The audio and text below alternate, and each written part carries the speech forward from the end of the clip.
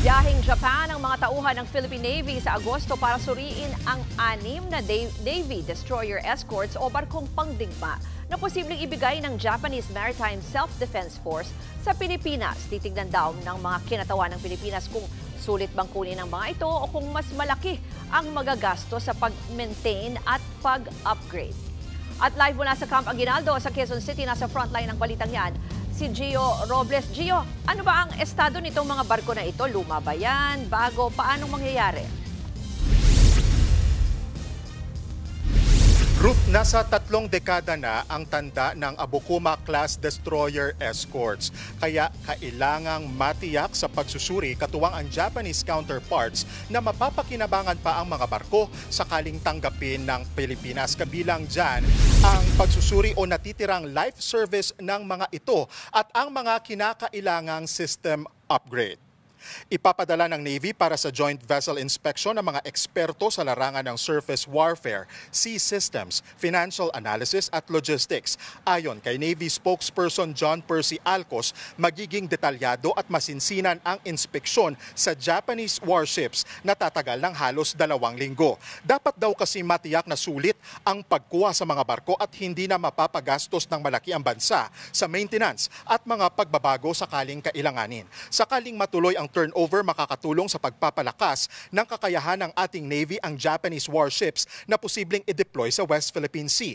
Makakatulong daw ang mga barko sa anti-submarine warfare, anti-surface warfare, electronic warfare at anti-air warfare. Samantala, nilinaw din ng Navy na hindi dumping ground o tapunan ng mga lumang barko mula sa ibang bansa ang Pilipinas. Narito ang pahayag ni Alcos. Remember that Japan is a reliable partner and a strong partner, and we have strong alliance with Japan. I do not think they would offer these particular assets if this will not greatly enhance our own capabilities. Are we being a dumping ground of aging vessels?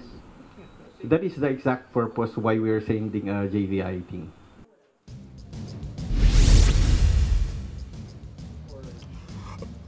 Ruth, JVI stands for Joint Vessel Inspection. As I mentioned earlier, pagkatapos ng pagsusuri sa Agosto, inaasahang maglalabas ng rekomendasyon ng mga kinatawan ng Pilipinas at Japan para sa susunod na hakbang at desisyon sa mga barkong pandigma. Balik sa iyo, Ruth.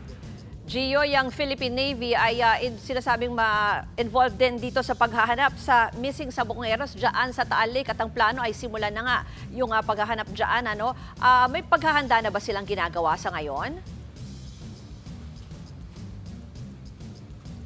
Ruth, ayon sa Navy, uunahin daw nila yung pag-deploy ng mga submersible drone na may kakayahang sumisid ng 200 metro sa lawa. Nasa 170 meters ang pinakamalalim na bahagi ng Taal Lake. Aminado ang Navy sa mga balakid sa diving operation sa Volcanic Lake, bunsod ng masamang panahon at malabong tubig. Kaya last option daw sa ngayon para sa Navy ang magpadala ng divers. Gayon pa man ay may 3 diving teams ang Navy na standby. May 4 na Navy SEALs sa bawat pangkat na bihasa sa technical diving. Ruth, kung kailan magpapadala ng diving teams ang Navy, wala pang official request na natatanggap ang Navy mula sa Department of Justice kaugnay dyan. Pero ayon sa Navy ay handa raw silang magpadala ng mga tauhan anumang oras. Ruth.